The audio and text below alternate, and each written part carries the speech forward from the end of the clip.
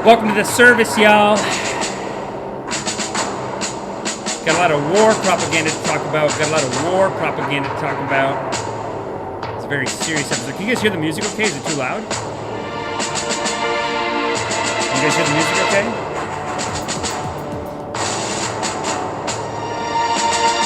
How's that? We want to set the mood here today because this is militarism we're going to talk about. Fighting honor, so-called honor.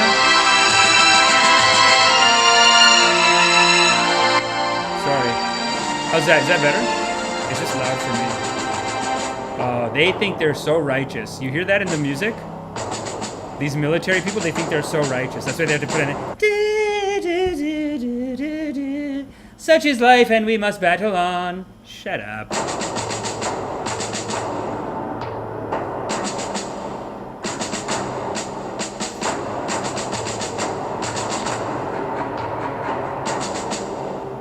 The more I look into history, the more I feel like, was there ever an honorable warrior, or were they a bunch of warmongers? Was it all just warmongers the whole time? I don't know. I've become cynical. But you know how I get. You know I get a little riled up when I talk about these military actions. When I talk about war, I get a little riled up. And that's what we're going to talk about today with this movie review. Because it does talk about, this movie does, the message of the film. You know, the Hindus are upset because they took some Hindu thing, but really what they should be upset about is that the religion and the movie is referencing some big Hindu war propaganda that led India into the most vicious war of all of their history. And, you know, that's what we got to talk about that. We got to talk about who did it better, Hare Krishna or Oppenheimer over here. Which one did it better? Because that's what he's doing. He's saying that just like Krishna showed Arjun this true form, you can see it on the left. He's like, in his mind, he's like, I'm Oppenheimer and I have done the same thing. I'm like a Hare Krishna. I've showed the true form of what the atom can be. The atom can be was apparently described by the Hindus thousands of years ago. But that's, you know, and what they're offended about, too, and we'll get into the whole thing. We're going to get into all of it. Very powerful service today, very controversial, very important with our current climate today, with this war raging on that's being sold to us so good. So well it's being sold to us. Well, I'm going to show you the roots of where, you know, you might wonder, how can they be so good at this war propaganda? Well, they've been practicing, haven't they? The devil's been practicing for thousands of years. If you ask the Hindus, they think that this book that they're referencing, they think this happened like 50,000 years ago or something like that, or 10,000 at least. Before any historian thinks there was humans on Earth, the Hindus are like, 100,000 years ago the Hindu was here. 10 million years ago, the Hindu was here. That's what they think. So they think this is like 10,000 years ago. And listen, I don't want to be rude. I don't want to attack the Hindu community, but spoiler alert, it's war propaganda. Okay, we're going to get into this whole thing. We're going to get into all of it. But welcome to the service. Before I get into that, let me just welcome everyone to the service, y'all. Let me welcome everyone to the service. Like I said, yeah, we're debunking what I call some war propaganda. And I'd say the movie also debunks a little bit of war propaganda. It's very important that we talk about it because we're being bombarded by it, we're being controlled by it, and we need to be very much wary of how it's affecting us. So let's talk to the congregation real quick, though, while we have you here. Let me talk to the congregation real quick. See who's here in the community. See if anyone wants to watch the movie. I can't really give you any spoilers on it. There's no spoilers. I mean, the only semi-spoiler is she gets in bed with this Hindu book, and the book's out and the boobies are out. And I, for one, think it's actually a high righteousness that her breasts are out with the religious text. But you know how I think. I'm a loving kindness kind of person. But some of the Hindus are up in arms about it. But even you can't even call that a spoiler. I mean, that's obvious. I mean, these Hindus are crazy. If they think that we're not all just using Hinduism to get pussy out here, sorry, baby, but we've been doing it since the 70s. So, you know, do a terrorist attack or shut the fuck up. I'm just kidding. No, it is silly, though. They're offended by that. That the Hindus are offended by that. So we're going to talk about that. But let me bring up our congregation here. We got a very powerful congregation. I see CEB Applejacks are already riled up. I see CEB Applejacks already riled up. coming in early. Can we talk about the great political mind Ben Shapiro finds time to cry about the Barbie movie? I know. Yeah, we're going to World War III, brother. We're heading towards nuclear annihilation, and Oppenheimer talked about that too. So for that reason, Oppenheimer is very righteous. If as a movie review, it is most righteous, the movie, because it is calling that out. But at the same time, I do have to warn you that it is 3 hours of talking. And as a filmmaker, I really appreciate all the tricks they used to make you feel like it wasn't just 3 hours of talking. Like the camera's always moving, the sounds, and not only is the camera always moving, but the guy barely talks. Like the main guy, the whole movie, because his heart is so broken from the fact that he's going to drop the nuke and kill all these Japanese people. He knows from day one that what I'm doing is a sin. He knows it's a sin. Y'all, he knows it's a sin from day one. He knows it's a sin to warmonger. And he knows it's a sin to make this weapon of mass... They kept saying weapons of mass destruction too. So, listen, I'm going to have to put both of these pretty low on the righteousness scale, quite frankly. I'm going to keep them down here, actually. It's not my... because one is war propaganda. But actually, no, Oppenheimer was righteous because it was like calling out war propaganda. So as a Hindu, not only do I think it's okay that the boobies are out while reading this book... That basically Oppenheimer used this Bhagavad Gita to, you could say, in a sense, you could say that he used this Hindu, this is how good this Hindu war propaganda is, that you could say that he used this Hindu war propaganda to justify working on the bomb. Even though the whole way through he knew it was not righteous. He knew in his heart it's not righteous to work on this. And even his colleagues came and said, what are you doing? These military people are, they know, the criticism is very tight on the military people. They basically drive everyone to war. They're crazy. They're just like, well, we got to do it before the Japs do it. Well, let's just kill the Japs anyway. Let the Russians know that we can do it. They basically dropped 2 nukes, and that's what breaks your heart at the end. Is that, and this is not a spoiler. This is like commonly known history, but Japan was in a blood feud. They were like, we will fight, and we will fight forever. And then one nuke, and they were, but the Americans were saying that they were going to lose. Actually, they talk like that. We will fight forever, and we will take China, and this and that. But they were getting ready to surrender, and the Americans knew it. But these guys, they wanted to show then they were just afraid of the Russians. And they showed the kooky silliness of that too. Because it's just the Russians in their minds are thinking like, hey, we're allies. This is during World War II. The Russians think they're allies. The Americans are the ones who are like, well, we can't trust those Ruskies. We don't know what they're doing. It's like, no, they are killing all the fucking Nazis, idiots. They're doing all the goddamn work for you. They did 80% of the work in the war. And then these Americans, you can see them, they're all talking shit in the movie. They're like, oh yeah, and then the Ruskies get it? No, thank you, pal. And that's how these military-minded dum-dums talk. And Oppenheimer, the whole movie, the reason why he doesn't talk in the movie, what a dream acting gig. It's the best acting gig. Because the whole movie, they're all talking and yelling and shouting, like, this is like a war, and Oppenheimer's just like, he just has these looks like, hold on, let me play something. Let me play some music, hold on, over this. Let me see, computer, no. Ducky, no. He's basically like this. He's like, this is what he's doing. He's doing, like they're talking, yelling, and he's just like,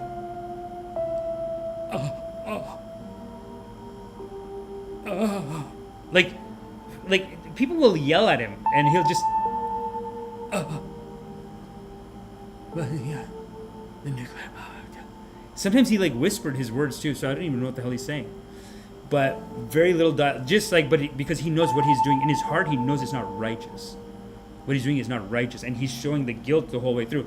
But how does he justify doing it? He justifies it by using this Hindu text, and I can show you a clip. Actually, let's show you a clip of this other guy that I'm going to say he's a great, incredible YouTuber. He talks about Hindu philosophy and Taoism.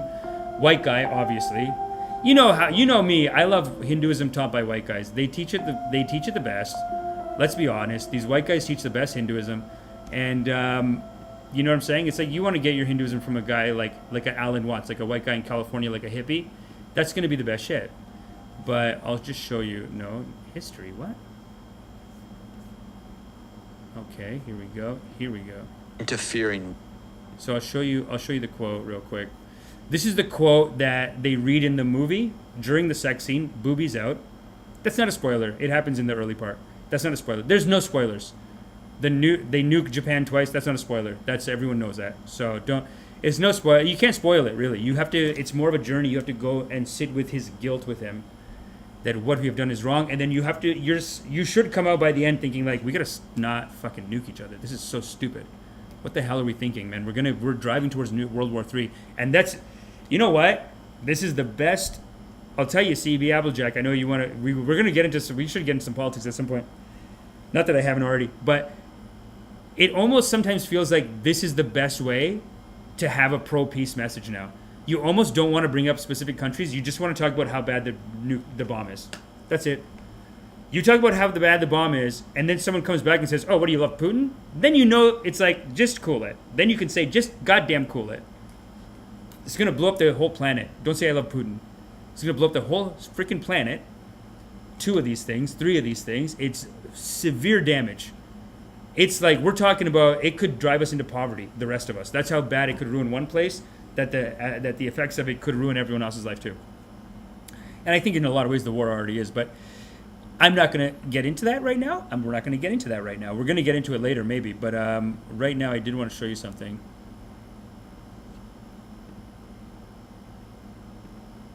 No. I want to show you this one. Yes. Very good. This is it. It says, and this is Oppenheimer, the original. We knew the world would not be the same. Sorry. Let me turn this off. We knew the world would not be the same. A few people laughed. A few people cried. Most people were silent. I remembered the line from the Hindu scripture, the Bhagavad Gita. Vishnu is trying to persuade the prince Arjuna that he should do his duty, and to impress him, he takes on multi-armed form and says, now I am become death, the destroyer of worlds. So, what makes this, in my opinion, some of the most powerful war propaganda in history? Well, what it does is, I got to give you a little backstory of this Hindu story, and we'll get into why it's not righteous to think like this, why this is actually wrong of them to think like this. But basically, if you look at this picture right here, if you look at the bottom behind my head, you'll see a character right here. You'll see at the bottom, just beside my head, there's a blue-faced man, and he's like this. He's pointing up.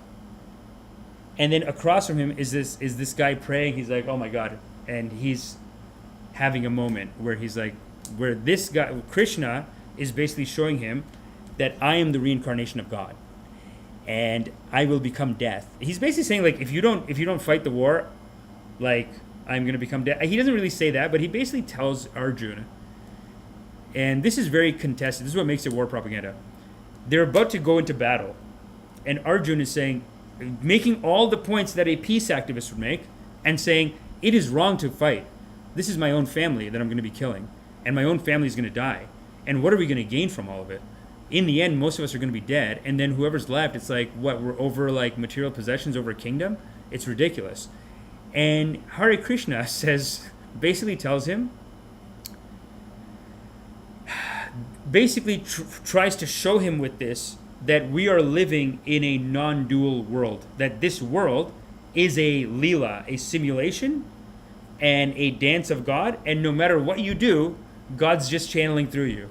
So now it's time to fight your war. Let go of you and just let God fight this war in your body.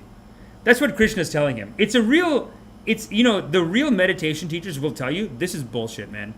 This is wrong. And any real Vedanta teacher, like if Maharishi Mahesh Yogi was there, he would say, you need to get the fuck out of here. This is stupid.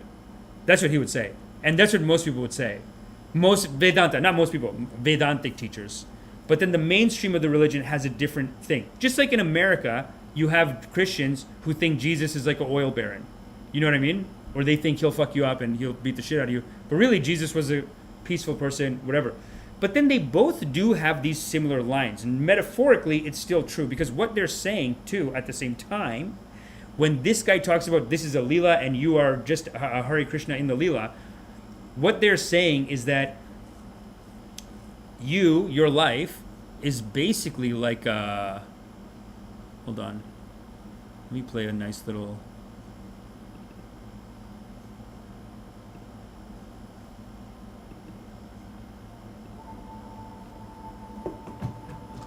Hold on a second.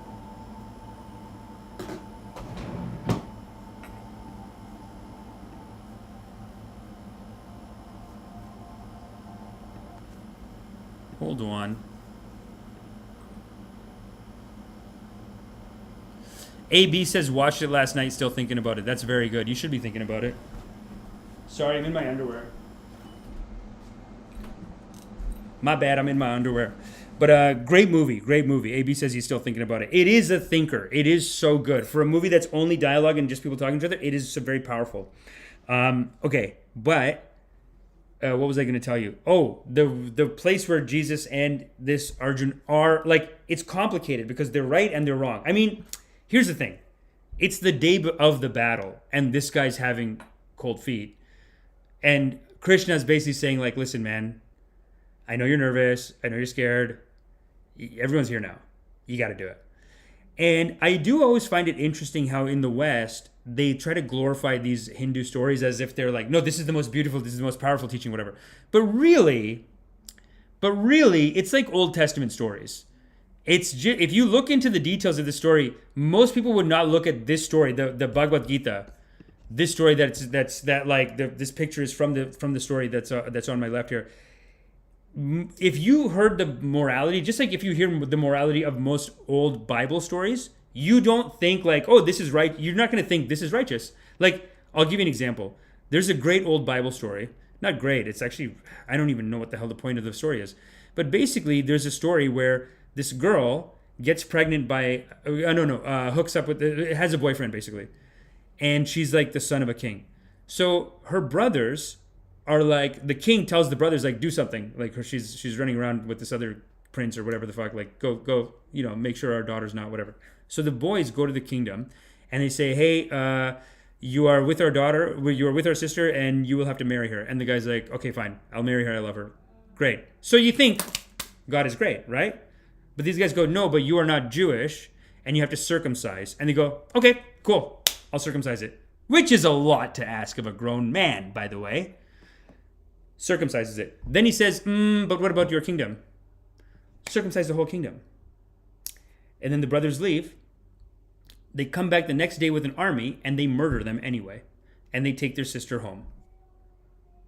Traumatized, obviously. And then their dad asks them, why did you kill everyone? And the brothers go, well, our sister is not a whore. And that's the story. That's the entire story. I mean, what is the point? You know what I mean? So old Hindu stories are basically just like that. Like this story right here, the book that this story, the story that this is from, what I'm talking about here, and what they're talking about in the movie, this story, what happens here? It's like a big war. It's like a war between two big families, and it's a bunch of rich kids basically fighting over their dad's, It's a bunch of rich kids fighting over their dad's property. Okay, is essentially what it is. And and there's two factions of rich kids: the good guys and the bad guys. The good guys have a gambling problem. The bad guys are like, we want to take the kingdom. Let's mess these guys up. So they invite the boys over for a little gambling match. So then at the gambling match, the guys are such idiot gamblers that they gamble away their whole stake in the kingdom, and they even gamble away their wife. It's not that good, right? I mean, who's righteous here? This is the morality tale that I was taught as a child. I was taught as a child, like, this is the most important morality tale. What's the morality here? These boys are idiots. So anyway, the guy, the Krishna is like a trickster god. So not only do they gamble away their whole kingdom, they gamble away their wife even. And for some weird reason, all 5 of them have one wife, which is very progressive. I actually appreciate that. The 5 brothers, they have one wife. But anyway, they gamble away their wife, all 5 of their wives, the one woman. And they gamble her away in a way that, like, and there's always these Hindu word games in these old Hindu stories, where the way that they gambled the wife away, like, the opposite team, the bad guys, they were like, okay, we want the kingdom, and then they win the kingdom. It's like all dice. So they're like, will you bet the kingdom? He's like, I bet the kingdom, and the word is the honor. So then the guy rolls the dice, and they're cheating, by the way. The bad guys are cheating on the dice. They know how to fix the dice. They roll it, they're, we win again. And they're winning everything. And they included winning the wife, but they always have these word game tricks in Hinduism. So in Hindu stories. So they basically won the wife. They said, and your wife, we will derobe her in front of all. Bet it? You have to bet it. And the guy, to get his kingdom back, I guess bets his derobing his wife in front of everyone. Whatever. Which is like de-honoring her, which is like, I mean, I was kind of, even as a kid, like, so are you gonna bang her? Or just gonna take her clothes off? I don't know. Anyway, it's derobing. The reason it's derobing, because while they're pulling the clothes off, like a typical Bollywood movie, they're just pulling the sari, and she's just like, ah, ah, and she's like spinning around. They're pulling the clothes off her. Krishna, this is the guy in the middle here, the main guy. He's like a trickster god. So he's like a silly trickster kind of a god. He sees this life as a dance, as a play, and you're supposed to come in and play it. He believes that, and he is a kind of a psycho himself. But in this situation, what he does is, while they're pulling the girl's dress off, he's over there, and they can't all see him, but he's in the corner, and he's blessing her with a sari back in underneath. So the guy pulls and pulls and pulls, and the clothes don't come off, and he pulls and pulls, and he's like, my hands are tired. I can no longer pull. And so, okay, they got out of that one situation. You think the guy would have came in and blessed the fucking dice, but that's the kind of trickster he is. He's, it's just, this was the one righteous one, so this is where I came in. Whatever. Could have stopped a war, could have done all this stuff, but no, he just goes along. He's like, this is the karmas, this is what it is. Not my will, God's will. You are God, but that is the will running in all of us. My karmas are this, and your karmas are this. That's kind of how his attitude. It's crazy that these Hindus are mad that they have a sex scene with his book, because he actually is also known to have like 15 girlfriends, all at the same, and no, thousands. People say that he would bang thousands of women at the same time, or yeah. So what's the morality? I don't even know. Anyway, so these two brothers, I'll just tell you, I'll finish the story real quick. These two brothers, they gamble. One side wins all the bad guys win everything. The good guys have banished to the forest. They go to the forest. They have to now rethink everything and come back and do an attack. And it starts the biggest war ever. It's basically the biggest, greatest war, the Great War. And the whole story is selling people on how honorable it is to go and fight. These idiots just did a stupid gambling fucking fight. It's a couple of rich kids fighting over their dad's property. And you're gonna murder everyone for this. And so they go, and they go through it. At the end of the whole story, this is what really pisses me off. This is what gets me really riled up. Let me tell you what really gets me riled up with this people who think they're moral and they think they're righteous.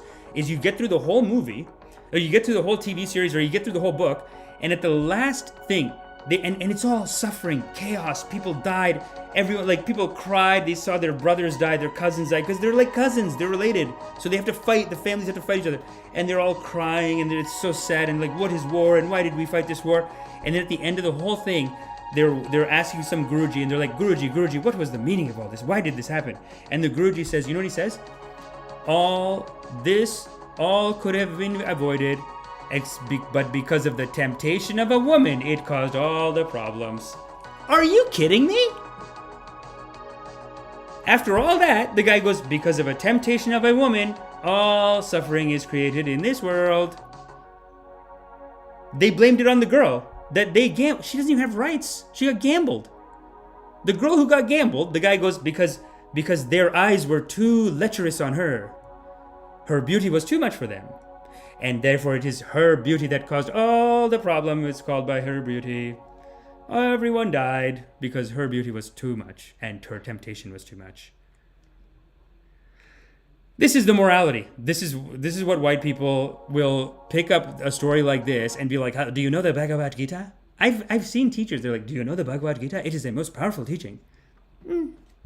It's pretty good. I guess metaphorically, you can pull a good meaning out of it. Because what it also says, it talks about duty and honor, and it does talk about karma yoga or Wei Wu Wei, which means, like, when he's telling Arjun, just do it. Just be a vessel. Just be a vessel of God. And let God do it. That is a powerful technique. Maybe the most powerful technique in Hinduism, and in the hardest thing to learn. Right? Because who doesn't want to live their life?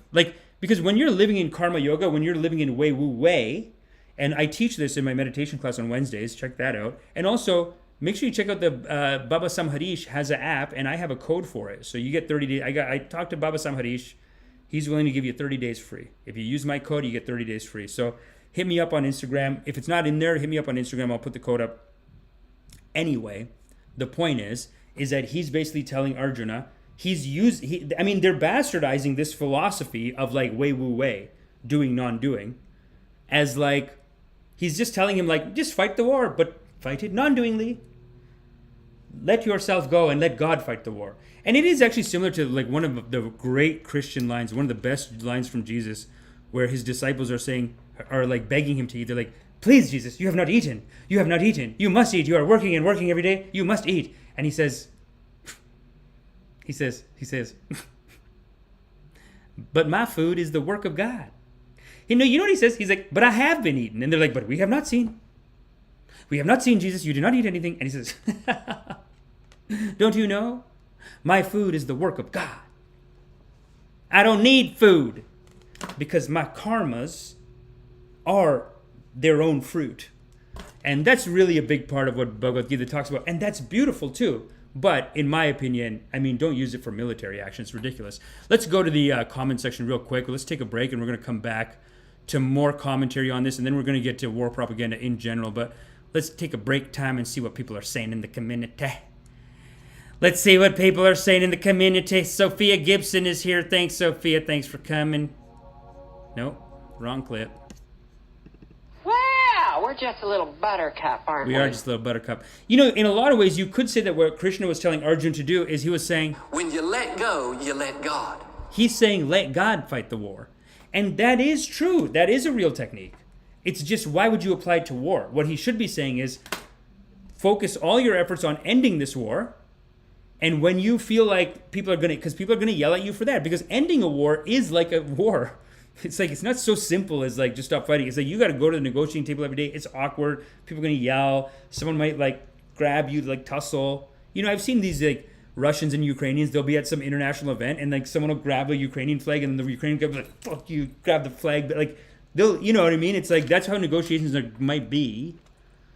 But better that than thousands of people on the field dying. You know what I'm saying? So, yeah. So as much as the philosophy is good, I think Oppenheimer used it to justify making this bomb. And at the same time, just like you can reduce the Mahabharata, the Hindu story, down to like, it's a bunch of rich kids just fighting over each other. If you think about the atomic bomb and World War II and its roots in World War I, in a lot of ways, the European World War I, which caused World War II, which caused them to be on a fight for nuclear weapons, in a real way, World War I was caused by a bunch of rich kids fighting. They were fighting over like, no, I get this from Africa, I get this from Africa. So the story, I guess, in that regard, is pretty tight too. Like, it does show it. It just should be shown to you as a commentary of how stupid these rich people are, and how you should not let them drive everyone else into war. You should stop them. That's what the story should be. But instead, it's just, they have zero peace activists in the Hindu. That's right. Not one peace activist. Not one person says, "Come on, guys." People say like, "Please don't fight" or whatever, I guess, but it's not like a real movement. They all come in to be like, the way they made the TV show is like someone would come and be like, "But fighting is bad." Like this guy would be like, "But fighting, I'm going to kill my family," and the guy goes, "You are killing or God is killing? Karma yoga. Let God do it." That's basically the kind of arguments they do all through the story. But I digress.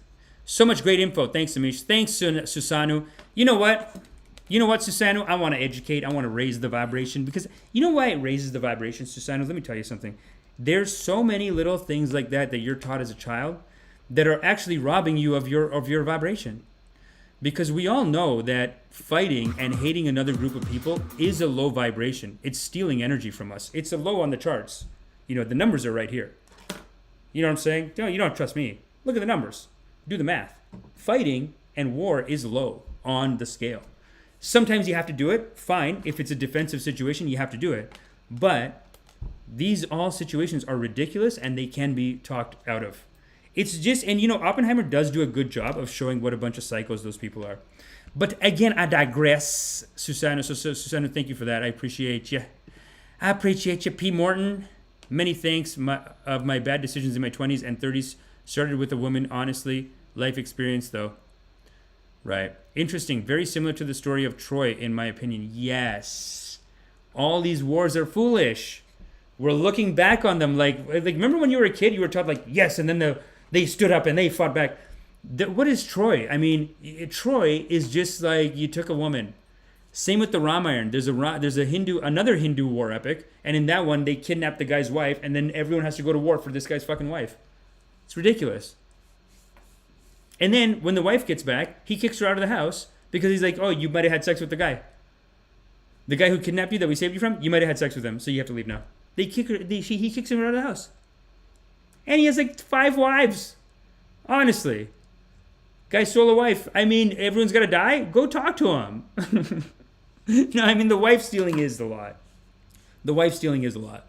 You got to get her back. But then don't kick her out to the forest. It's ridiculous. Let me play a track. This is Blue Dream by Cheel, and you're listening to the Drip and Dip live on YouTube. P. Morton is here. Sophia's here. CB Applejack 59. CB Applejack came in hard today. Anthony Blinken is lying again on Twitter or X, whatever you call it. Bro, what the hell is X? What is Elon doing? Let's just go to Threads, right? Should we just go to Threads? Honestly, like when Threads first came out, I was like, Zuckerberg, like, why do you have to be such a piece of shit? Like, why are you doing this? And after, everyone I talked to was like, it's good. It's got your Instagrams all set up there. It's like, just go there. And then Elon always does some dumb shit every day now. What's the X? Does anyone know put in the comments if you know what the hell the X shit is? NATO denied Ukrainian membership in 2008 and again in 2023. Russia is an empire as well and is not the good guys. U.S. hegemony is threatened by the rise of the BRICS alliance. Ooh, BRICS. Isn't that hurtful to the hegemony? You Americans, isn't that hurtful? You can tell that America is not going to be the world superpower anymore. And that's a big part of what Oppenheimer was about. He was showing in the movie, he was saying in the movie, there's so much tight commentary. That's why I recommend it. I do have to warn you and say, like, there's zero action in the movie. But the commentary is so tight. The commentary is so righteous.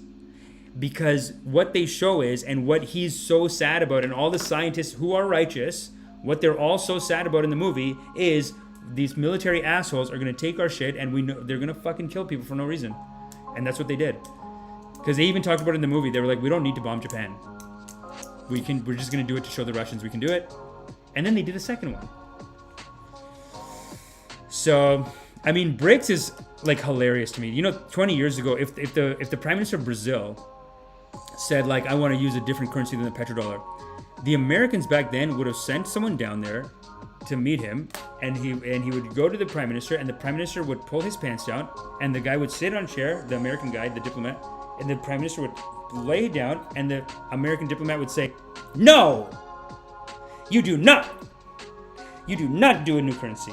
You do not leave the American petrodollar. You do not. And he would smack him, and then he'd say, thank you, thanks, thank you, and then he'd just come back home. And that would be the end of it, and that's it. But now you got Brazil, Russia, India, China, South Africa, and more, like 20 other countries want to join. Why? Because the petrodollar is oppressive. It's a tool of empire. And quite frankly, it's wrong. Let's do Sunset Dream by Cheel, and you're listening to the Rip and Dip on YouTube. Nina Turner claims DeSantis is a fascist and then turns around and supports Biden after both are seen supporting the same symbolism. Democrats are wrong for trying to censor RFK Jr. There is enough not to like about him with the Israel takes. I know, brother, I know. When will he learn on Israel? How can you have any credibility? It just makes me think that he's just a fake politician, actually. When he talks, it's all. Listen, I love him. He's saying a lot of important things. We played a clip of RFK Jr. last time. Do love the guy. But then he talks about Israel, and I'm like, okay, well then what? I mean, what is the point then? God damn it! What are you doing? Kyle Kalinske claims he would debate anyone claiming Biden has done great things, yet runs when challenges accepted by Nick of the Revolutionary Blackout Network. Kalinske. Yes, Kalinski's righteousness is coming under question right now. I saw a great clip of Jimmy Dore roasting him, and that was rough. And you know what? it's crazy how much becoming a peace activist is actually seen as offensive and crazy by people. Like, people get mad at you for being into peace. And someone like Kyle Kalinske should be more angry, I think, at Biden. And he says he's a trillion times better than the Republicans. Hack. Share courses, namaste. Yeah, that's hack. No, that Kalinske shit, that's 100% hack. I'm with you on that. Graham Elwood has resulted in threatening Jimmy Dore's life for calling Biden a fascist. Jimmy Dore's going off a little bit, and Jimmy Dore's getting a little more angry than he should, because, look, we can look at their chart of righteousness in a second, but if anger is coming through Jimmy Dore, then technically he is not, he is feeding a polarization. You know what I mean? A lot of these guys come out after Jimmy Dore, and I'm like, you are mad that he's too righteous. But on the other hand, Jimmy Dore does, like, rip him so hard. And it's the same problem with Kurt Metzger. It's like, even when Kurt Metzger got canceled, I'm like, okay, no, you shouldn't be canceled. But you ripped him too hard, brother. You ripped him too hard. Your jokes are too tight, and it hurt their feelings too much. And it's not even about if you're righteous. They're just going to get rid of you now. So that's what people do, and that's too bad. But you can't get rid of them now. Now they have a good team. I like the two of them together. It's fantastic. I think I watch every clip. I'm not going to go full episode with Jimmy Dore. Are you guys doing full episode? I mean, I am going to see him. He's coming to Toronto. I'm going to go see him with a bunch of comics. Very excited for that. The Vanguard boys make claims about Jimmy Dore, saying he will debate anyone on Biden. Kyle Kalinske telling them he would debate Jimmy, and Jimmy not responding. No, Jimmy does do that. Jimmy does do that then. He does do that. Because you know what the excuse is when you say you don't want to debate? Nobody says, I'm too scared to debate. What everyone does, everyone pulls the same bullshit where they go, well, it's going to be a bad faith, so I cannot debate. And the thing is that Jimmy Dore, like, I have seen Jimmy Dore in a debate with someone, and over, like, very things that, like, just watching it, I'm like, this is a complex technical issue. And Jimmy Dore will be like, stop being a fucking idiot. You're being a fucking, like, he's just yelling at the guy. So, and, like, really, like, bullying. Like, you could say, like, I mean, you're acting out of anger, and it's still not right. In a way, you're in a war. You know what I mean? In your physical body, you are in a war almost. And that's, something to watch out for, I think. And he says it sometimes. Sometimes he says, like, Joe Rogan is better because Joe Rogan does have the forgiveness. And Jimmy Dore can't forgive. You have to forgive, man, or they're going to drive themselves crazy. And they are driving themselves crazy. So I don't know about that one. I don't know. I can see Jimmy Dore not saying I'm too scared to debate, but saying, like, well, Kyle's going to be an idiot, so forget it. I don't want to give him a platform. I have 4 million. He only has 2 million. Like, something like, he does get petty. You know what I mean? Sometimes I'm watching Jimmy Dore, and he'll just be like, yeah, warmongers, like that idiot crystal ball. And it's like, don't say idiot crystal ball. Just say, they went soft on it. We should, like, they're making fun of them. And then they're making fun of them for dating because she's dating him. And they're like, he's so stupid. He probably get the ideas from her. And he's probably whipped. His hair's blonde now. He's stupid. And his wife probably telling him what to do. It's like, come on. Would you go on a debate with that guy? That's insane. The Vanguard made similar quotes about debating Jesse, yet he has ran from the said debate and is oddly quiet on the subject. Jesse Jett. I don't know Jesse Jett. A group of Israeli men have invaded the grounds of a Jerusalem church, claiming Mount Zion belongs to the Jewish people. Fuck.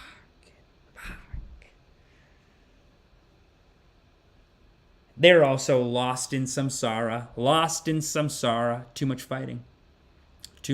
And I'll tell you, the reason why these Israeli men have, the chutzpah to do this is because the Americans are giving them $20 billion a year. What is it doing to Israel? I mean, they are basically being taken over by a hard right-wing government because of this ridiculous policy that to give all this military money and militarism, what you're doing is you're just funding the most conservative people in your country. And 10% conservative can beat the shit out of 90% liberal because the rest of us don't care that much, man. They're crazy. You got to watch them. When asked to leave, they said, you and your effing church can leave. Every minute you are here, it's robbery. Oh, my God. You and your effing church can leave. It's robbery. They're so cheap that they would turn around and be like, you're robbing us. You're robbing us. I'm under attack. They could do it. They're crazy, man. They're so fucking brainwashed, some of these guys. Ukrainian commanders have yet to use the large-scale offensive tactics they have been trained on. As Kiev says, It needs more weapons to fight the war Washington wants. You know, that is real sad, isn't it? I mean, they lost 30% of their thing. Is the summer offensive over? Is the spring offensive over now? And now the Russians, because today I saw things saying the Russians are attacking Ukraine again. So what the hell is going on, y'all? What the hell is going on? This is a great track called Expanse by Das Record. And as you hear it in the background, you'll feel an expansion in your spirit. It should give you an expansion in your spirit. John Kerry lied about owning a private jet and then that emitted nearly 700,000 pounds of carbon during the first 18 months of Biden's administration. Russia absorbs Wagner Mercs into the Federation. Wagner's begged to invade Poland. That's juicy, baby. That is juicy, because if Wagner does it, hold on. If Wagner invades Poland, are we in World War III? I don't think so.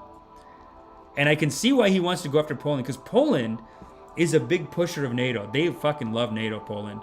I mean, I guess they all do. They all wanted NATO. Yeah, they joined it. But why wave that cash in front of them? Because that's what you're doing. You're basically saying, hey, you want free weapons? Of course they're going to fucking say yes. Are you stupid? All these goddamn conservatives. You're just going there and being like, hey, like, you got enemies on the border? Yeah, you want billions of dollars for weapons? And unquestionable support? Of course they're going to say yes. They're poor, man. They can't even afford it. Like, Canada can't even afford to keep up its NATO commitments.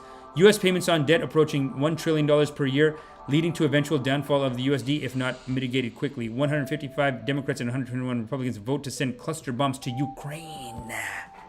Man, we're getting the headlines with CB Applejack. This is great. Damn, I'm going to be watching the movie next week. Intello, don't worry, man. We didn't ruin anything. It's an experiential movie. They want you to experience the suffering that the scientists went through, knowing that they were doing a big sin on the society. And that doesn't go, you know what I mean? That hurts you inside when you're sinning, when you're not helping others, when you're not contributing, but you're actually hurting others. You become like a military-minded, foolish. So nothing to worry about there. The cluster bombs too much. Adam Kinzinger drops the NAFO fella from his profile after articles come out showing NAFO's bully tactics. Yeah.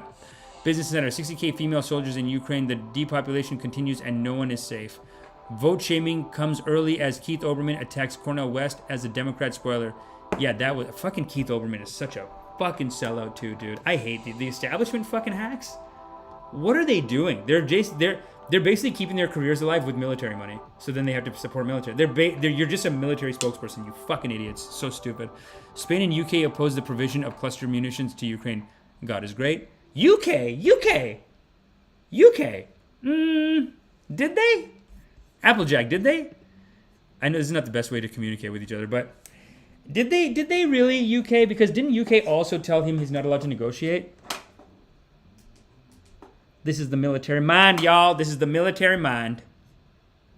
There's evil in it. Okay, let's see. JP Morgan fined for deleting 47 million emails linked to Jeffrey Epstein after being subpoenaed. If corporations are considered people, then why is nobody getting arrested? And that's it. Fucking Applejack got the rips today. Spain and UK oppose. Dude, that's great that Spain and UK oppose. AOC declines to support reinstatement of New York workers fired under mandates. Implies support for renewed mandates. AOC is, what a disappointment. I mean, is she really though? Like, how evil did she just turn out to be? A fucking witch? Just a evil fucking pretending, you know what I mean? Just a self-serving piece of shit. It's just so fake. Oh my God, it's so sad. 10 years on, as Snowden warns today's surveillance technology makes 2013 look like child's play. Applejack, we are in Kali Yuga. I mean, we could call this the Kali Yuga report from CEB Applejack 59. This is a Kali Yuga report. We're getting everything. People have a choice. We can have rampant corporate power or democracy, but not both. Let's go. This is called Longest Run by Noir A. Blanc V, and you're listening to the drip, drip, drip, drip, drip, rip and dip right here on YouTube. Welcome to the service, y'all, and make sure you send an extra bit of love to our ranch holders. Sophia Gibson says, good morning, congregation. Applejack says, federal judge rules social media censorship is too Orwellian. Well, that's great. I see Applejack is already at work dropping knowledge for everyone. That's right. Applejack's got it. Man, this is basically a writer on the show. A federal judge has enjoined the government to stop working with big tech to censor citizen speech, comparing U.S. government actions during COVID to an Orwellian Ministry of Truth. 100%. Yami Osniel says, good morning. Thanks, baby. Richard Matthews. Yeah, boys, we are back. That is correct. Chipko says hello. Brandon, I want to watch it. Yeah, watch it. It's nice. Like I said, literally no action. They watch one explosion, and then they talk about the Japanese explosion, and they don't even show the videos of the Japanese explosion. I did want to show you another piece of old war propaganda, actually. I did want to show you this old piece of war propaganda, and if this works, if we can pull this off, we are going to have great content, great anti-war content for the next little bit, because this video is such a ridiculous insult to our intelligences. Yeah, Diego Bravo, what's up?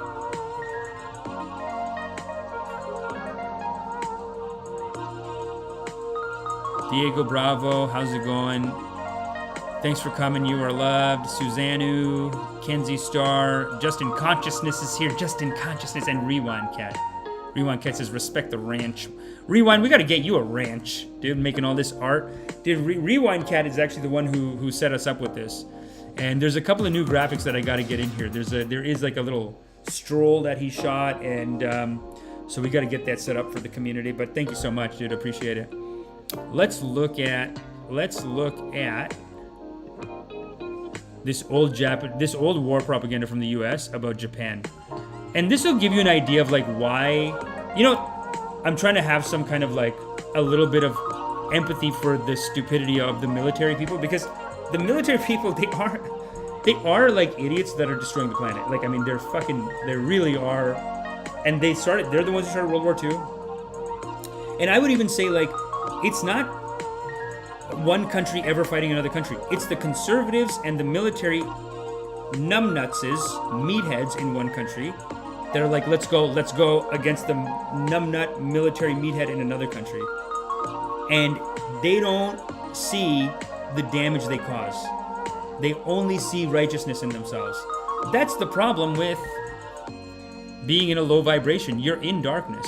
You're in ignorance. And you can see it on the chart, people. You can see this right there on the chart. But this is a great clip from the U.S. War Department anti-Japanese propaganda video. I hope it has the graphic that I'm like. There's a great graphic that they put where they put like a brain on top of the Japanese brain, and they call it the Japanese mind. Fully supplied with ammunition, the load he carries weighs. Hold on, look at this. Hold on. This is called Our Enemy, the Japanese. So this is one of the videos I want to show you. Our Enemy, the Japanese. I mean, they attacked. They did the Pearl Harbor, right? So let's see this one.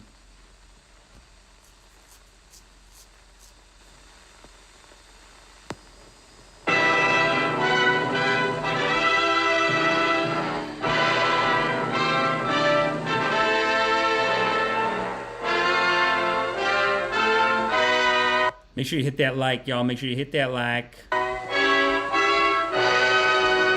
it look on there? Perfect.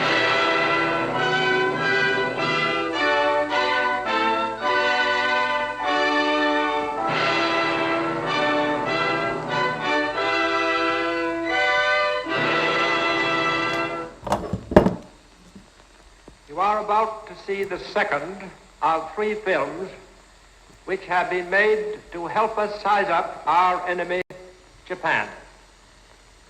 To beat the Japanese and to do the job thoroughly, we have got to understand them. Out of date.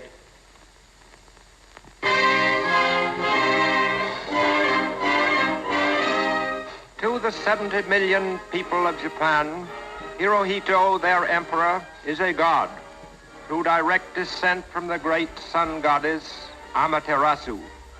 They believe that he personally owns Japan, its land, its resources, themselves.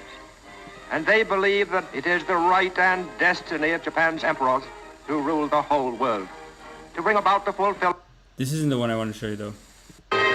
Great stuff, though. This is In 1937, Hiroshi Saito, former Japanese ambassador to the United States, speaking of his country's aims in China, said, Japan is not bent upon conquest and has no desire to detach or annex any part of China. What our government and people want is peace and security in the Far East. Professor.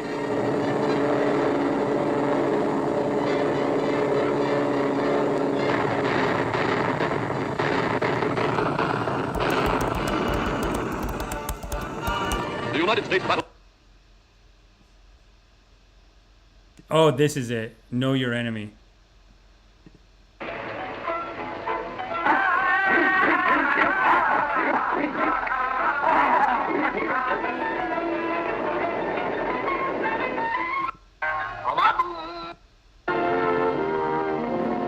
These are incredible documentaries. You know, and as we watch these, we are forgiving our past and actually raising our vibrations. We gotta.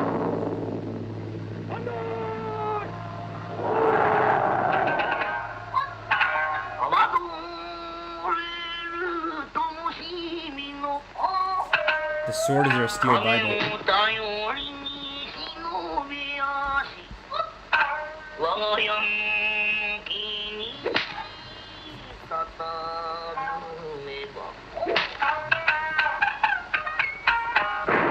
They usually get like a silly guy to beat too.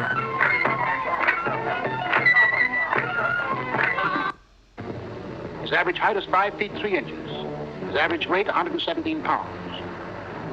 He and his brother soldiers are as much alike as photographic prints off the same negative. His pay is 10 yen or a... Do you see what they do? Do you see what they do? Do you see what they do? Like, this is like a training video, and he goes, they all look exactly the same, like a carbon copy. Each Jap, you can't tell one Jap from the other. Each one is identical, an identical photocopy of the other. Maybe you just need to see more of them. Maybe you just need to see more of them. But that's what this thing is. But I gotta find, there's a clip in here, maybe I gotta find it, but it just shows a guy like just being such a weirdo, just like something like that, and it freezes, and they go, he might look silly, but you do not understand the Japanese mind. And then it shows a brain on top of his head. And like, the Japanese mind is something we'll never understand. It is totally foreign, and it must be destroyed. That's the video that I'm trying to find, but this is not bad. First, let's examine a typical Japanese soldier. His average height is 5 feet 3 inches. His average weight 117 pounds. He and his brother soldiers are as much alike as photographic prints off the same negative. Such polite racism. It's nice. His pay is 10 yen or about $2.36 a month. His personal equipment is simple but practical. Fully supplied with ammunition, the load he carries weighs about 60 pounds, more than half his weight. His uniform is ill-fitting, his appearance unsoldierly, even comic according to Western standards. At drill, he may lack precision. But he is hard. He is able. He knows his job. His endurance is phenomenal. He'd just as soon go over a mountain as around it. He ready He to lives kill. on rice. He is ready to Rice kill. and fish, or occasionally rice and meat, but often on rice alone. And he's proud of it. He is prouder still of the fact that to be a soldier is the highest human achievement in Japan. He has been trained to be a soldier almost from birth, and into his tough little mind has been drilled and hammered the fanatical belief that Japanese are descendants of gods and destined to rule the earth and all who live on it. To this end, treachery, brutality, rape, and torture are all justified if used against non-Japanese.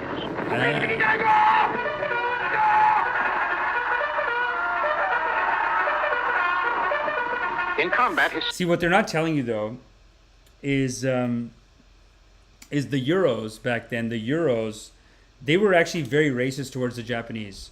The Japanese reached out in earnest to work with the West and to learn from the West. They really wanted to work and reach out. They reached out, and the Americans screwed them on every deal. They actually had a spy. Like the Japanese went to some European thing, and the Americans or some CIA or some British agents, they put a spy on their room, and or they put a spy they read their telegrams back and forth to Japan, something like that. They spied on them, basically stole their data, stole their documents, and then used it to screw them in the negotiations. So the Japanese went back humiliated from negotiations, and they were basically like, it really is like just schoolyard bullying a little bit, where they were just like, no, you're below us. Like, you're not an equal citizen. So we're going to give you this shitty deal. You're going to take it. And in 1910, I think the Japanese didn't want to have anything to do with them, and they bombed like the gate. The Americans showed up and said, you have to do trade. You have to be capitalist, and bombed into the country. So they're not showing you that, obviously. Then, of course, Pearl Harbor is too far. I mean, that's too much what they did. It's wrong. But, you know, at every step of the way, you're taught. Like, I mean, these movies are teaching you that we are righteous and what we are doing is good and whatever. And they're not giving you the real complexity, in my opinion. I mean, no, it's definitely true. His aim is It's to not just pose my with the opinion. enemy in hand-to-hand fighting. He believes that in the attack itself, there is some mystic virtue by which greater numbers bearing superior weapons can be vanquished. Yeah, what you want to teach.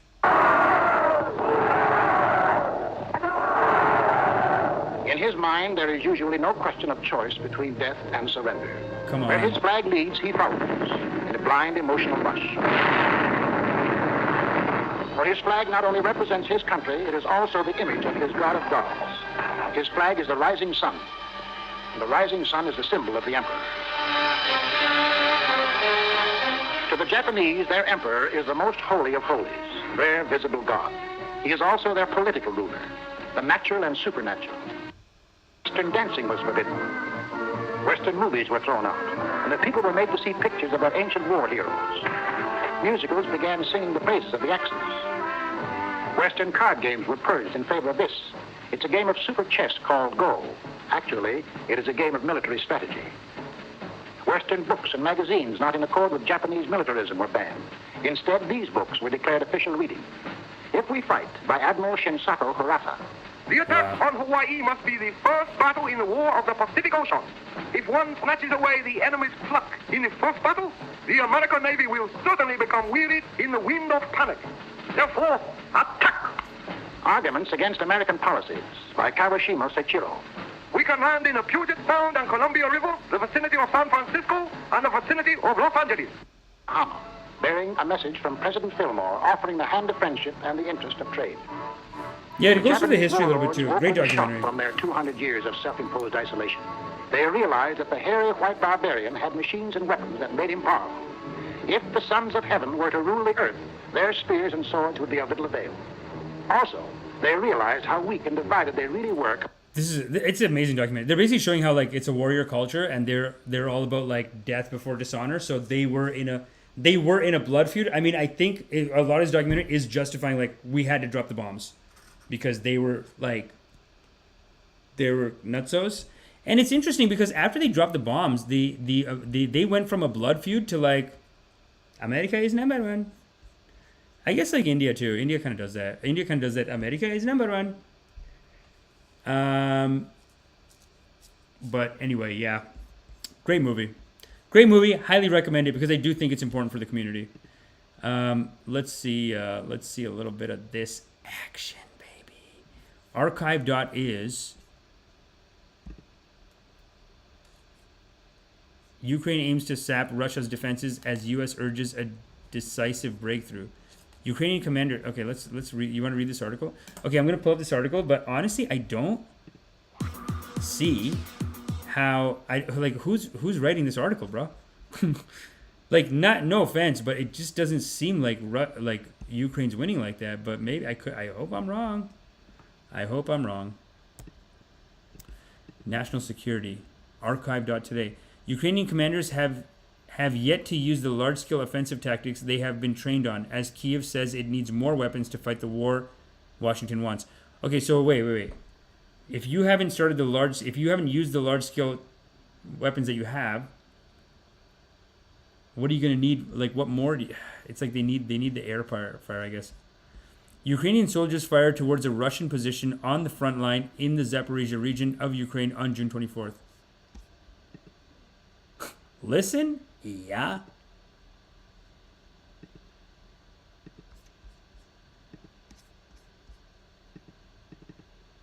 How do you listen?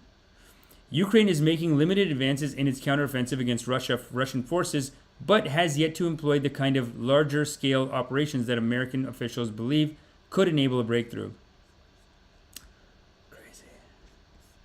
I don't know how they tell themselves that they're winning. I mean, by what metrics? Sorry. I mean, I love you, but like, by what? You gotta live in reality, people. Like, what? Who's telling you that you're winning? It's the Americans just telling them, like, you're winning. No, you're gonna make it. I hope so. Listen, I hope so. I really do. I really wish the best. I know that they are the more righteous ones. They are technically more righteous, and I hope they win. But this is how many weapons? It just never ends. We need peace negotiations. There should always be peace negotiations. That's a good thing with Vietnam, is that they had peace negotiations. They were vicious to each other. They were so hard on each other, but they had peace negotiations all the way through. And that's good, right, Babaji? Yes, very good. This is a very righteous word, very good. How come you don't ask me anything? Just cool it. Okay. Let's let me just show you this fucking nerd. This goddamn nerd in India. This is what it says. Movie Oppenheimer's attack on Bhagavad Gita. Just calm down. Can you just cool it? I told you what happened. They read the line and the titties were out. Here's the thing. What you should be offended is that they're using our Bhagavad Gita as war propaganda to sell them using the nuke on people. That's what you should be mad about. You should say, like, hey, man, hey, Oppenheimer, you made the fucking nuke. Don't sit there and be like, well, I read this Bhagavad Gita and the guy says it's his karma yoga, so just do it. Just, you did it, so say you fucking did it. Don't blame it on India. Don't blame it on the Hindu. How about that? That's what he should be saying. But what he's offended about is the titties out. Titties out, and they have sex with the Bhagavad Gita book in their hand. Movie Oppenheimer's attack on Bhagavad Gita. Press release of Save Culture, Save India Foundation. Nerds! Date July 22nd, 2023. I'll tell you, these fucking nerds, they're dangerous for the society. They're dangerous. So anyone who has a group called Save Culture, Save India Foundation, I promise you, let's read it.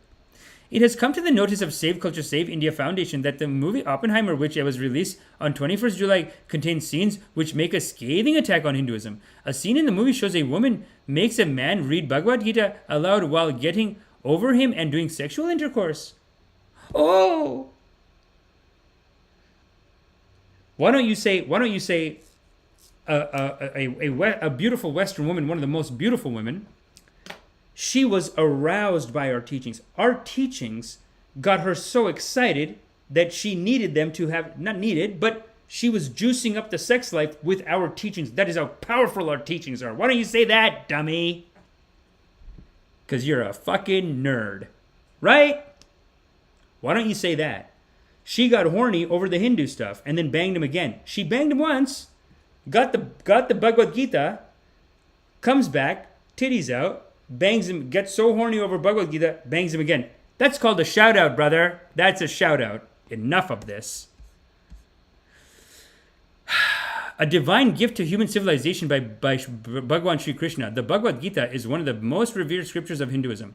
Gita has been the inspiration for countless sannyasis, brahmacharis, and legends who live a life of self-control and perform selfless noble deeds. Sorry, my agent's texting me.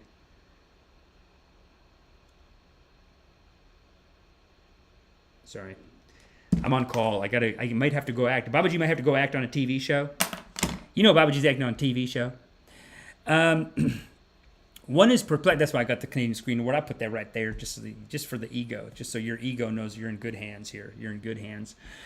One is perplexed as to how the Central Board of Film Certification, CBFC, could approve the movie with this scene. How could they approve it? Because they're not fucking nerds, man. You do not speak for the Hindus. I am a Hindu. I'm practicing and I'm teaching. And let me tell you this. And I know my community is going to love this. You guys are going to love this. Let me show you one more thing that I got. Excuse me. Oh my God, my legs. I did legs today. By the way, guys, legs on Monday. Always do legs on Monday. Always do it on Monday because that is a karma yoga. You're doing the most difficult karmas first, then the rest of the week, all karmas will feel silly. This is called This is called Finest Like by Noir A. Blanc V, right here on The Drip. You're listening to The Drip, Rip and Dip, live on YouTube. What's this? It is a Credentials of Ministry. This is to certify Amish Patel that the bearer hereby of this has been ordained. So I actually have the certification to ordain a wedding. Here's my official credentials. That's my official credentials. I even got a card. They give me a card, clergy card. You know what I'm saying? So make sure you hit the like, make sure you hit the subscribe, because you're not going to get a podcaster who's raising the vibration like this. Imagine I do some weddings, some loving weddings.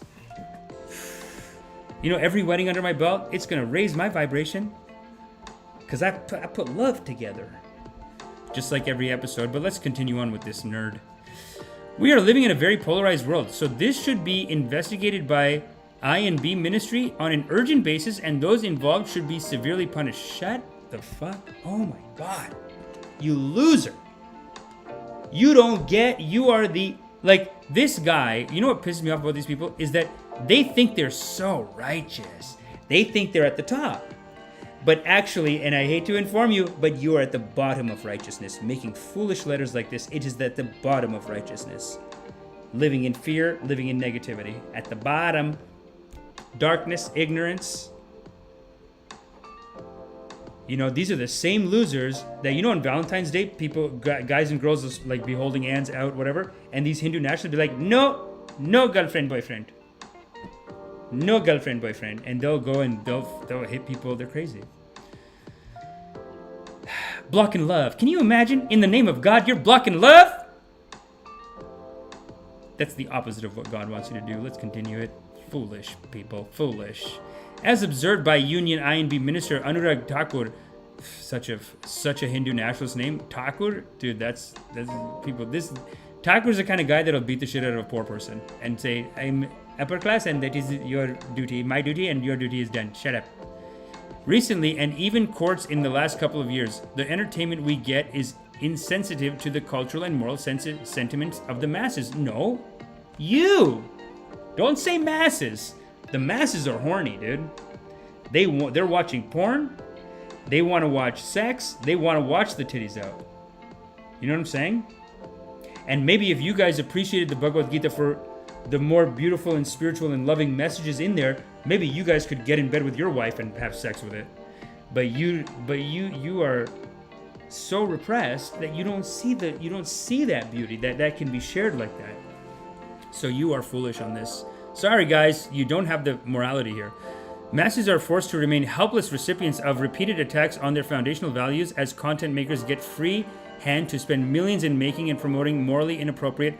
It's not they don't even know what's morally inappropriate. What's morally inappropriate is that this guy made a nuke and used the Bhagavad Gita to justify and ease his consciousness. That's the moral issue. But these people are so in darkness, so lost, that they don't see what the real morality issue is even here. Even disgusting stuff in the name of creativity. Dude, the girl is fucking hot. And she's got nice, perky tatas. So don't say disgusting stuff. It's beautiful stuff. It's the breast of a life-giving woman. It is her breast. It is her breast. Yes, it is. And that too is part of the Leela, sir. It is part of this dance of life is the woman's breasts. And for you to attack them like that, I'm very offended. The Foundation urges on behalf of the public of this nation and timeless tradition of lives being transformed by revered Gita, the I&B ministry, to do all that is needed to uphold dignity in the revered holy book of the Hindus. Shut the fuck. Punish those involved and setting processes in place that such things do not happen in the future. Uday Mahurkar, founder, Save Culture, Save India Foundation. Loser! But this is the kind of psychos. This is the kind of psychos right now that are going around in India that, like, if a Hindu girl marries a Muslim guy, they'll go kidnap her, bring her back, and say, no, it was he brainwashed you. They're crazy. And they are taking over India. And you know, next episode, we got to talk about this maniac beer biceps and the dumb fucking content, like the whitewashing of Hindu nationalism that he's doing right now, because he is a cute, we showed him last time, he is a cute, silly Bollywood kind of character. But the way that he is bringing in these things, the way that he is whitewashing Hindu nationalism is unacceptable. And I just want to make a full episode on it. So we'll do that in the future. But right now, listen, I got to go, guys. I got to go. But stay righteous. Stay on the top end of the scale. You know what I'm saying? Don't get lost in fear, negativity, bitterness, hatred, being angry at each other. Let me say one final thing, actually, before we go. These people who think they're so righteous, fighting, trying to censor people, you know, they think they're so righteous, the military people, they think they're so righteous. They think they're protecting you. But let me tell you something. Their righteousness is void. It is actually at the bottom. They're at the low, because just the fact that they have anger in their heart, just the fact that they're channeling ill will in the day, ill will is the closest thing to a sin in Buddhism. Love is what should be in your heart. So when you have any bitterness, negativity, mad at someone, that is the sin. That is the sin. So remember that. You know what I'm saying? Make sure you go through the day and go through the week with love in your heart. You know what I'm saying? You want to operate with love in your heart. Kindness and forgiveness. That's the more righteous thing. These people think it's bombing and killing people. That's what they think is righteous, but they're wrong. And it's been thousands of years of propaganda that we have to overcome, but we will overcome it, or we will not survive, and the whole thing's going to blow up. So there's only two options, really. We need to find love right now, or the whole thing blows up. Thanks for coming, everybody. I really appreciate you. Let's look at the comment congregation real quick. That's everything I needed to say. Not needed. That's everything that God wanted me to say. And Vern Dog says, threatened to burn down Japanese capital if they did not open trade. Yeah, something like that. Are you in Ukraine? Have you seen the Donbass being bombed after promises of stopping during the Minsk talks? Or do you mean the clips of video games they claim are wars in Ukraine? McZemzem. Thanks for coming, baby. Righteous Karmas this morning. Thank you. You know what? I said, you know what? Let me set up an emergency rip. I gotta get the rip out. I got so riled up when I saw it. When I saw that these guys were riled up, it made me riled up. When I saw these Hindus on the attack, getting riled up, that made me riled up. And I said, let me speak on it. Let me tell the community what the right thing is. Thanks, everyone. CB Applejack is doing God's work since before we started in this comment section. What he says is almost certainly righteous. And, I don't see the bitterness in Applejack either. It does seem like he's very, we want peace. Russia is bad, but, you're getting slaughtered here, man. What are we thinking? And we're driving ourselves to World War III. So, Oppenheimer, great movie. I think it's important. I think it shows how these psychos think and how it can drive us into shit. Justin Consciousness, thanks for coming. Sounds like inspired action to me. Yes, it is inspired. Exactly, yeah. The flow state, the way, it is inspired action. It is living in Christ consciousness, too. All the religions have it. FYI, I respect everyone in the congregation. We always need to have conversations. Thank you, Applejack. Thank you. That is correct. That's correct. That's a very high righteousness. P. Morton, thanks for coming. Rewind Cat. We should call it. I should do a call or something and just figure out what kind of graphics we want to make going into the future. But because I have a couple of ideas. I do want to make a documentary called Missions of Love. Because I remember years ago, my mom, she wants me to have a kid so bad that she offered me $5,000 a month if I have a child. And I didn't take it at the time because I was like, what is that, $60K? Get it up to 100. And I think it's at 100 because she's more sick now. And I would want to put her in the documentary and then just do some schemes and scams to go out and go on dates and just see if we can get that done for her. You know what I'm saying? Because she deserves that. She worked hard her whole life, and I'm seeing her suffer with her sickness, with her back is hurting all the time, and she's suffering. Why not give her that? And so, yeah, I'm just writing the script for this Missions of Love. I call it Missions of Love. So hopefully we can shoot that soon. But we're going to be back here on the podcast Thursday, 11/11, unless I'm shooting, in which case you'll see the thing schedule change. But hit the like, hit the subscribe, follow us. And also, if you follow me on Instagram, you'll see when all the shows are coming up. I have a bunch of shows this week. Should I have organized it before and had it all ready to read to you? Yeah, probably, but it's not there. So forgiveness, loving kindness, come to my Instagram, say what's up. talk to me. Let's chat. Let's hang out. Oh, Wednesday night I have a meditation too. Wednesday night meditation class, 9 p.m. Come to that. Most powerful. It is a vibration raiser, and that's it, y'all. That's our service. That's our service. So, who did it better? Who did it better?